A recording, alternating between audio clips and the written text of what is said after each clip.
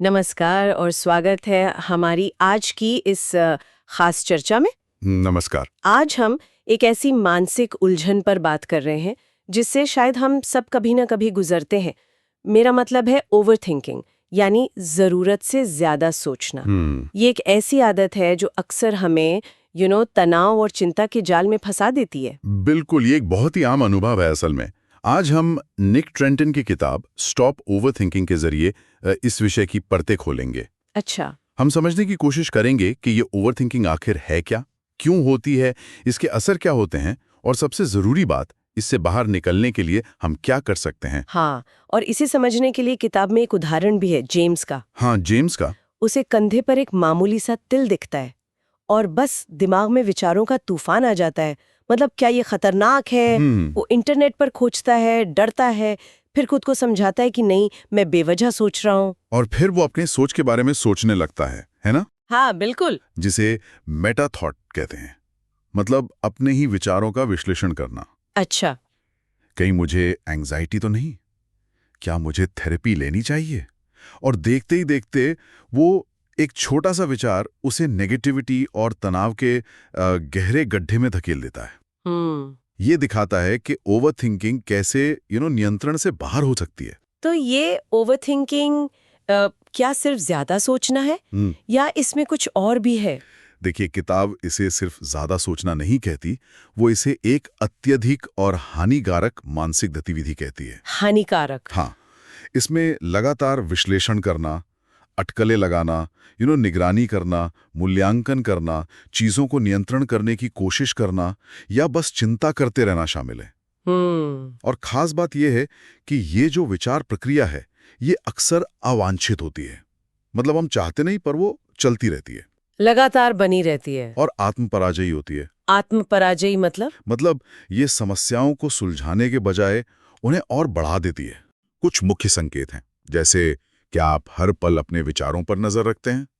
क्या आप अक्सर अपने विचारों के बारे में सोचते हैं, मतलब वो मेटा थॉट? हाँ। क्या आप अपने विचारों को दबाने या बदलने की कोशिश में लगे रहते हैं? क्या अचानक आने वाले विचार आपको परेशान करते हैं? ओके। क्या फैसले लेने में बहुत मुश्किल होती है? या क्या आप बार-बार एक ही तरह के नेगेटिव सोच के पैटर्न में फंस जाते हैं? और ये दिलचस्प है, जैसा जेम्स के मामले में हुआ था कि ओवरथिंकिंग अक्सर उस असल मुद्दे के बारे में होती भी नहीं है। सही कहा। वो तो हमारी अंदरूनी चिंता या एंग्जाइटी का एक लक्षण होती है। वो तिल शायद प्रॉब्लम थी नहीं, है ना? चिंता करने की जो आदत थी, वो प्रॉब्लम थी। एकदम सही कहा आपने। तो सवाल उठता है कि भाई ये आदत, ये प्रवृत्ति आती कहाँ से है? किताब कहती है कि इसमें नेचर यानी हमारी जेनेटिक्स, उसका योगदान सिर्फ करीब 26% है। सिर्फ 26%? हाँ, बाकी 74% हमारे नर्चर पर निर्भर करता है, यानी हमारा पर्यावरण, हमारे अनुभव और हमारी सीखी हुई आदतें। अच्छा। हाँ, इसका मतलब तो ये हुआ कि हमारे पास इसे बदलने की काफी गुंजाइश है। बिल्कुल, बहुत गुंजाइश तो है। ये पर्यावरणीय और आंतरिक कारक कौन-कौन से हैं जिन पर हम काम कर सकते हैं? देखिए, आंतरिक कारकों में एक बड़ी चीज है आदत। ज्यादा सोचना कभी-कभी हमें कंट्रोल का एक झूठा एहसास देता है। हाँ, लगता है जैसे हम कुछ कर रहे हैं। हाँ, जैसे हम कुछ कर रहे हैं, प्रॉब्लम सॉल्व कर रहे हैं, पर असल में हम सिर्फ एक दुष्चक्र में घूम रहे होते हैं। फिर हैं ट्रिगर्स, हमारी असुरक्षाएं, जैसे अपनी काबिलियत को लेकर चिंता, या रिश्तों को लेकर, या सेहत को लेकर। हाँ, ये तो होता है। हाँ, और हाँ, हमारी रोजमर्रा की आदतें भी, जैसे सोशल मीडिया का बहुत ज्यादा इस्तेमाल, या ठीक से ना खाना, या नींद पूरी ना होना, ये सब भी इसे बढ़ा सकते हैं। और बाहरी कारक, आज की दुनिया तो वैसे ही काफी तनावपूर्ण है। बिल्कुल, लगातार बना रहने वाला तनाव, जिसे क्रॉनिक स्ट्रेस कहते हैं, वो बहुत नुकसानदायक है। इसके अलावा जीवन की बड़ी घटनाएं, जैसे कोई ट्रॉमा हुआ हो, या गरीबी, या काम का दबाव, रिश्तों की समस्याएं, ये सब भी कारण बन सकते हैं। अच्छा। यहाँ तक कि हमारा जो तात्कालिक माहौल है, जैसे घर या ऑफिस में बहुत ज्यादा अव्यवस्था हो, क्लटर हो या शोर शराबा हो, वो भी चिंता बढ़ा सकता है। हाँ, वो जो कहते हैं ना, अपना कमरा साफ करो। हाँ हाँ, बिल्कुल। उसके पीछे एक मनोवैज्ञानिक आधार है। एक व्यवस्थित माहौल वो मन को शांत करने में मदद कर सकता है। इन सब के अलावा किताब मानसिक मॉडल पर भी जोर देती है। मतलब हम दुनिया को कैसे देखते और समझते हैं। हाँ, और ये बहुत महत्वपूर्ण है। क्या हमें लगता है कि चीजें हमारे कंट्रोल में हैं, जिसे इंटरनल लोकस ऑफ कंट्रोल कहते हैं, या बाहरी ताकतों के एक्सटर्नल लोकस? अच्छा। हम तनाव से निपटने की अपनी क्षमता पर कितना विश्वास करते हैं, एक कहावत है ना कि बोझ कितना है वो उतना जरूरी नहीं। जरूरी ये है कि आप उसे उठाते कैसे हैं। बिल्कुल। हमारी सोच ही हमारी हकीकत को बहुत हद तक तय करती है। ठीक है, तो हमने समझा कि ओवरथिंकिंग क्या है और इसके कारण क्या हो सकते हैं। अब बात करते हैं इसके परिणामों की। जाहिर है ये सिर्फ हमारे मन तक तो सीमित नहीं रहते होंगे। बिल्कुल नहीं। इसके असर शारीरिक, मानसिक और सामाजिक तीनों स्तरों पर होते हैं। तीनों पर? हाँ, शारीरिक रूप से देखें तो लगातार चिंता हमारे शरीर की जो लड़ो या भागो वाली प्रतिक्रिया है, फाइट और फ्लाइट? हाँ, फाइट ऑफ लाइट रिस्पॉन्स, उसे चालू रखती है। इससे HPA एक्सिस, जो शरीर की स्ट्रेस रिस्पॉन्स सिस्टम है, वो सक्रिय हो जाती है और स्ट्रेस हार्मोन निकलते रहते हैं। और इसके लक्षण क्या होते हैं फिर? लक्षण आम है, जैसे तेज धड़कन, सिर दर्द, थकान महसूस होना, मांसपेशियों में खिंचाव, पाचन में गड़बड़ी, और इम्यून सिस्टम का कमजोर होना भी। और अगर ये लंबे समय तक चले तो ये हृदय रोग और अनिद्रा जैसी गंभीर समस्याएं भी पैदा कर सकता है। बाप रे। और मानसिक स्तर पर? मानसिक थकावट, चिड़चिड़ापन, ध्यान लगाने में मुश्किल होना, किसी काम में मन न लगना, प्रेरणा की कमी। ये अवसाद की ओर भी ले जा सकता है। व्यक्ति को लग सकता है कि सब कुछ कंट्रोल से बाहर है। और वो नेगेटिव सेल्फ टॉक, हाँ, खुद के बारे में बुरा सोचना। हाँ, वो भी। नकारात्मक आत्मचर्चा बढ़ जाती है और आत्मविश्वास में कमी आ जाती है।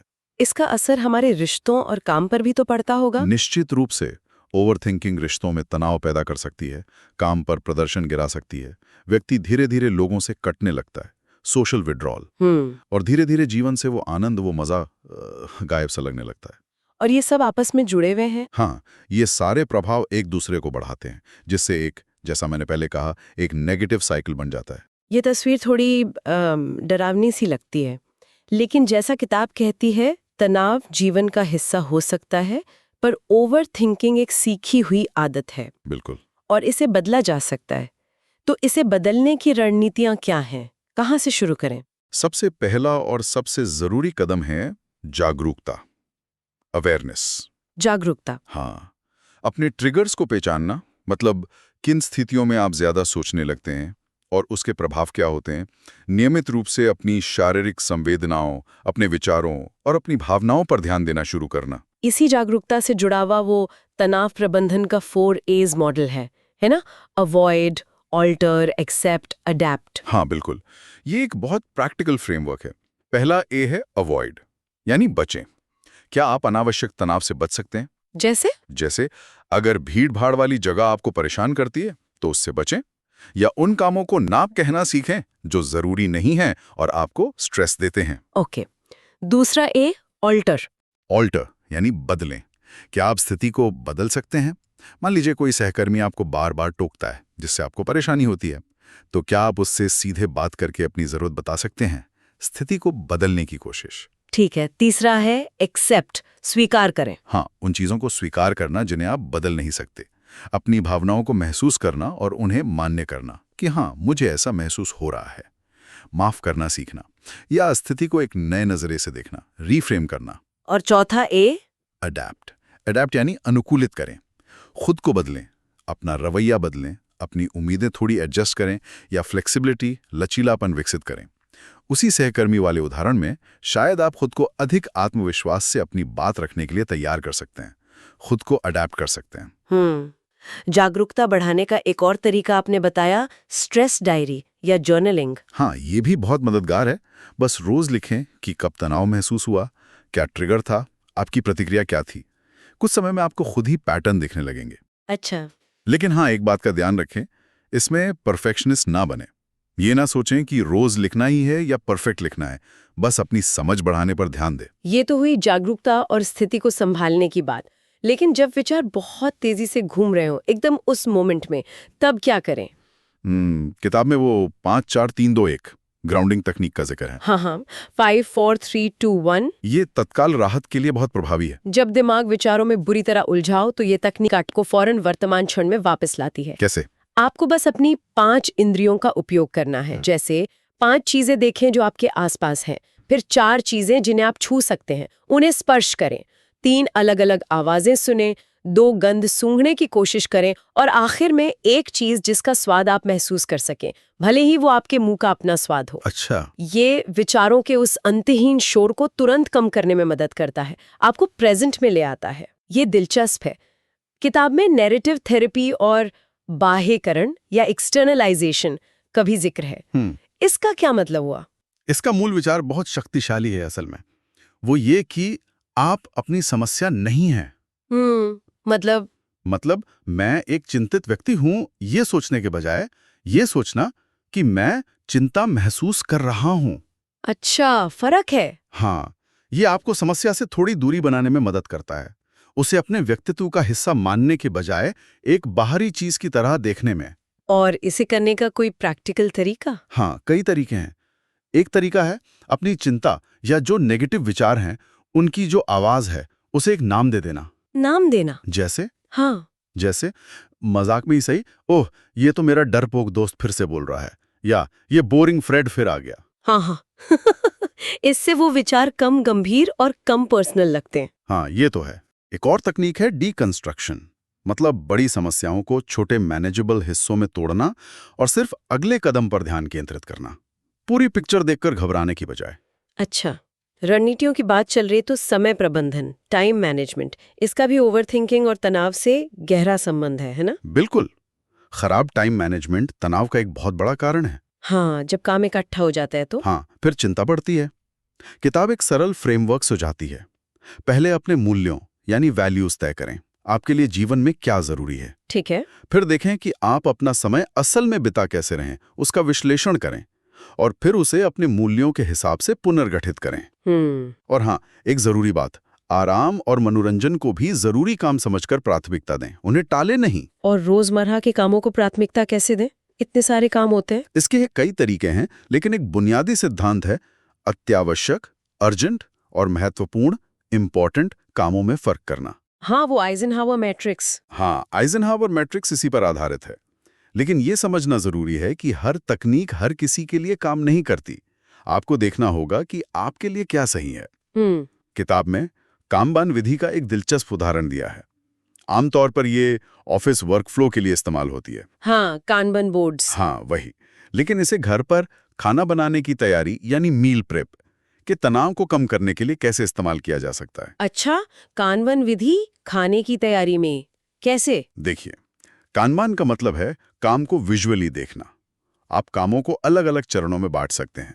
क्या करना है, टू डू, क्या चल रहा है, इन प्रोग्रेस, हो गया, डन। अब खाना बनाने में कई छोटे छोटे काम होते हैं। सब्जी काटना है, मसाले तैयार करने हैं, कुछ उबालना है। इन सबको ऐसे लिखकर सामने रखने से काम एकदम स्पष्ट दिखता है, बोझ कम लगता है। हाँ, एक बार में एक ही चीज पर ध्यान जाता है। बिल्कुल, आप एक समय में एक ही चीज पर ध्यान केंद्रित कर पाते हैं। ये दिखाता है कि कैसे वर्कफ्लो तकनीकें हमारे व्यक्तिगत तनाव प्रबंधन में भी काम आ सकती हैं। यानी तकनीकों को अपनी जरूरत के हिसाब से ढालना जरूरी है। अब कुछ तत्काल आराम देने वाली तकनीकों की बात करते हैं, जब मन बहुत बेचैन हो। हाँ, बिल्कुल।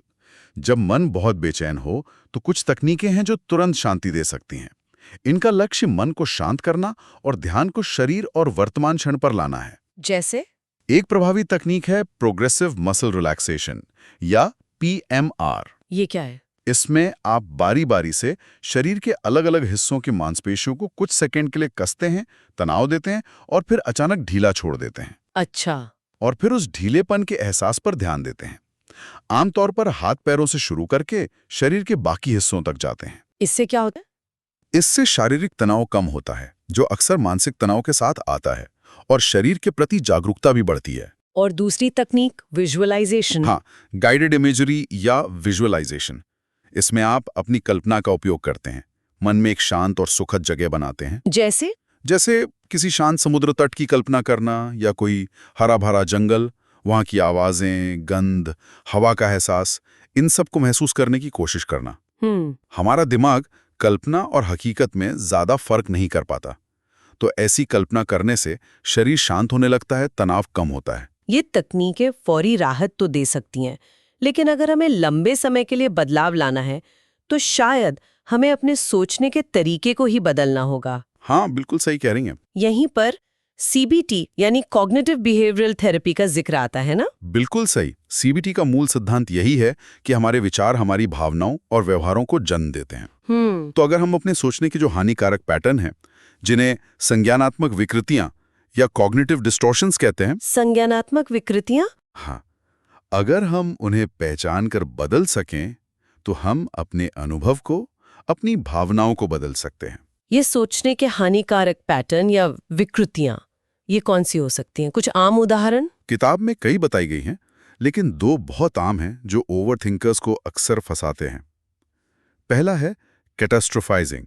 कैटास्ट्रोफाइजिंग मतलब हमेशा सबसे बुरे नतीजे की कल्पना करना। छोटी सी गलती हुई और सोच लिया कि अब सब बर्बाद हो गया, नौकरी चली जाएगी, रिश्ता टूट जाएगा। हाँ, ये होता है। और दूसरा है इमोशनल रीजनिंग, यानी अपनी भावनाओं को ही सच्चाई मान लेना। जैसे मुझे डर लग रहा है, इसका मतलब जरूर कुछ बुरा होने वाला है। या मुझे लग रहा है कि मैं ये नहीं कर पाऊंगा, तो मैं सच में नहीं कर पाऊंगा। अपनी फीलिंग को फैक्ट मान लेना। समझ गई। तो इन विकृतियों को पहचानकर चुनौती कैसे दें? किताब डिसफंक्शनल थॉट रिकॉर्ड इस्तेमाल करने का सुझाव देती है। ये एक तरह की डायरी एंट्री है। आपके मन में तुरंत क्या नेगेटिव विचार आया? Automatic thought. आपने कैसा महसूस किया? इमोशन। फिर सबसे जरूरी, आप उस विचार को चुनौती देते हैं। चुनौती कैसे दें? जैसे किताब में वो माइक का उदाहरण है जो अपनी प्रेजेंटेशन को लेकर चिंतित है। हाँ, माइक सोचता है मेरी प्रेजेंटेशन बहुत खराब होगी और मेरी नौकरी चली जाएगी। ये कैटास्ट्रोफाइजिंग है। हाँ। अब वो खुद से सवाल पूछ सकता है, इस विचार का क्या सबूत है? क्या पहले कभी ऐसा हुआ है? सबसे बुरा वास्तव में क्या हो सकता है? क्या कोई और नतीजा भी संभव है? क्या मैं किसी विकृति का इस्तेमाल कर रहा हूं, जैसे कैटास्ट्रोफाइजिंग? इन सवालों के जवाब ढूंढने से उसे एक ज्यादा संतुलित, ज्यादा यथार्थवादी विचार मिल सकता है। जैसे, मैं नर्वस हूं, लेकिन मैंने तैयारी की है, शायद प्रेजेंटेशन उतनी बुरी ना हो, और अगर कुछ गड़बड़ हुई भी तो शायद नौकरी नहीं जाएगी। हाँ, ये अभ्यास हमारी सेल्फ टॉक, मतलब हम खुद से कैसे बात करते हैं, उसे सुधारता है। बिल्कुल। नकारात्मक आत्मचर्चा को सचेत रूप से दया और करुणा से बदलना, खुद के प्रति थोड़ा नरम होना। और सेल्फ स्क्रिप्टिंग भी मददगार हो सकती है। Self scripting? हाँ, यानी पहले से ही कुछ सकारात्मक और सहायक वाक्य तैयार रखना, जिनका आप तनावपूर्ण क्षणों में या जब नेगेटिव विचार आएं तब उपयोग कर सकें, उन्हें दोहरा सकें। अच्छा। सोचने के पैटर्न बदलने के साथ साथ किताब नए दृष्टिकोण अपनाने पर भी जोर देती है। हाँ, ये 5 दृष्टिकोण हैं जो हमें ज्यादा शांत और लचीला, रिजिलिएंट बनने में मदद करते हैं। इनका सार इस बात में है कि हम अपना ध्यान कहाँ केंद्रित करते हैं। अच्छा। जैसे पहला दृष्टिकोण, पहला है उन चीजों पर ध्यान दें जिन्हें आप नियंत्रित कर सकते हैं, उन पर नहीं जिन्हें आप नहीं कर सकते। हाँ, ये तो स्टोइक फिलॉसफी जैसा है। बिल्कुल। बाहरी घटनाएं हमारे नियंत्रण में नहीं है, पर हमारी प्रतिक्रिया है। अपना फोकस उस पर लाएं जो आपके हाथ में है। और दूसरा है उन चीजों पर ध्यान दें जो आपके पास हैं, उन पर नहीं जो नहीं है, यानी आभार, ग्रैटिट्यूड का अभ्यास करना। जब हम इस पर ध्यान देते हैं कि हमारे पास क्या संसाधन हैं, क्या क्षमताएं हैं, क्या समर्थन है, तो वो जो कमी का एहसास होता है ना, वो कम होता है और चिंता घटती है। सही बात है। बाकी दृष्टिकोण भी इसी तरह हमें अपना फोकस बदलने में मदद करते हैं, जैसे वर्तमान पर ध्यान देना, अतीत या भविष्य की चिंता छोड़कर, या अपनी जरूरतों पर ध्यान देना, ना कि सिर्फ इच्छाओं पर। ये दृष्टिकोण हमें एक मजबूत मानसिक ढांचा देते हैं। और अंत में किताब भावनात्मक विनियमन यानी इमोशन रेगुलेशन की बात करती है। खासकर एक तकनीक है, विपरीत क्रिया तकनीक या ऑपोजिट एक्शन टेक्निक। हाँ, ये एक बहुत दिलचस्प तकनीक है। इसका मतलब अपनी भावनाओं को दबाना या नकारना नहीं है। तो फिर क्या है? बल्कि उन्हें अपने व्यवहार को नियंत्रित करने से रोकना है। ये कैसे काम करती है? पहला कदम है अपनी भावना को पहचानें और स्वीकार करें। मान लीजिए आपको गुस्सा आ रहा है। ठीक है, गुस्सा आ रहा है। फिर देखें कि ये गुस्सा आपको क्या करने के लिए उकसा रहा है। शायद चिल्लाने के लिए या कुछ फेंकने के लिए। हाँ। फिर खुद से पूछें, क्या ये व्यवहार अभी मददगार है? क्या इससे स्थिति सुधरेगी? अगर जवाब नहीं है, तो गुस्से की विपरीत भावना चुनें, जैसे शांति या विनम्रता या समझदारी। ठीक है। और फिर जानबूझकर कुछ समय के लिए उस विपरीत भावना के अनुसार व्यवहार करें। जैसे अगर गुस्सा चिल्लाने को कह रहा है, तो जानबूझकर शांत और धीमी आवाज में बात करें। और इसका नतीजा क्या होता है? अक्सर ऐसा करने से वो जो मूल तीव्र भावना थी, जैसे गुस्सा, उसकी तीव्रता कम हो जाती है। अच्छा। यह हमें दिखाता है कि हम अपनी भावनाओं के गुलाम नहीं हैं। हम चुन सकते हैं कि हमें कैसे प्रतिक्रिया देनी है। जैसे रोड रेज के गुस्से में चिल्लाने के बजाय शांत रहने का चुनाव करना, ये हमें शक्ति देता है। तो आज हमने ओवरथिंकिंग के इस काफी जटिल विषय पर निक ट्रेंटन की किताब के आधार पर काफी गहराई से बात की।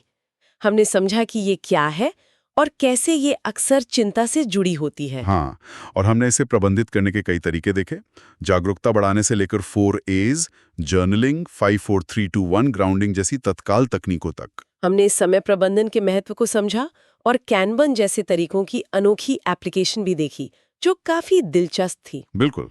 फिर हमने तत्काल आराम के लिए PMR और गाइडेड इमेजिनरी को समझा। और सबसे महत्वपूर्ण, मेरे ख्याल से CBT के जरिए सोचने के पैटर्न बदलने के तरीके देखे, खासकर वो हानिकारक विकृतियों को पहचानना और उन्हें चुनौती देना। हाँ, और अंत में हमने नए दृष्टिकोण अपनाने और विपरीत क्रिया जैसी तकनीकों से अपनी भावनाओं को बेहतर ढंग से प्रबंधित करने, रेगुलेट करने के महत्व पर चर्चा की। तो सुनने वालों के लिए एक विचार छोड़ जाते हैं, शायद ओवरथिंकिंग से लड़ने का असली तरीका विचारों को पूरी तरह रोकना नहीं है, बल्कि उनके साथ अपने संबंध को बदलना है। ये सोचना कि आज चर्चा की गई कौन सी तकनीकें या विचार आपको सबसे ज्यादा उपयोगी लगे और उन्हें आजमा कर देखना शायद एक अच्छा अगला कदम हो सकता है। बिल्कुल, अपने मन के साथ एक स्वस्थ और जागरूक रिश्ता बनाना ही शायद कुंजी है, मुझे ऐसा लगता है। इस गहरी चर्चा में शामिल होने के लिए आपका बहुत बहुत धन्यवाद। मेरा सौभाग्य, धन्यवाद। अगली बार फिर मिलेंगे एक नए विषय के साथ। अलविदा। अलविदा।